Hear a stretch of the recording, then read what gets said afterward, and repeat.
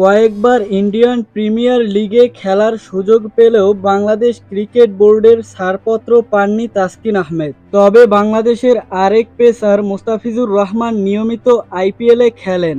এবার খেলেছেন চেন্নাই সুপার কিংসের হয়ে। বল হাতে সাফল্য পেয়েছেন মুস্তাফিজ। ৯ ম্যাচে নিয়েছেন ১৪ উইকেট।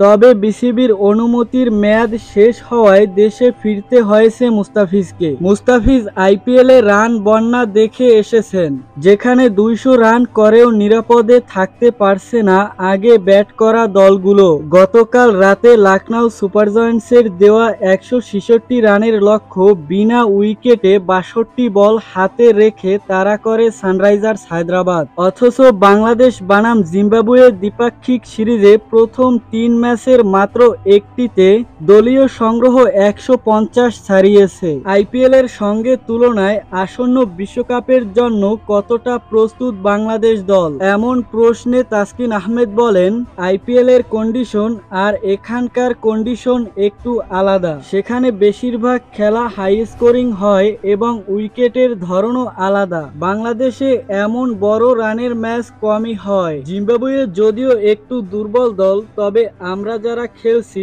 চেষ্টা করছি শতভাগ দিয়ে ম্যাচ জেতার। জিম্বাবুয়ে হয়তো আইপিএল এর তুলনায় একটু দুর্বল, তবে আমাদের সেরা ক্রিকেট খেলেই জিততে হচ্ছে।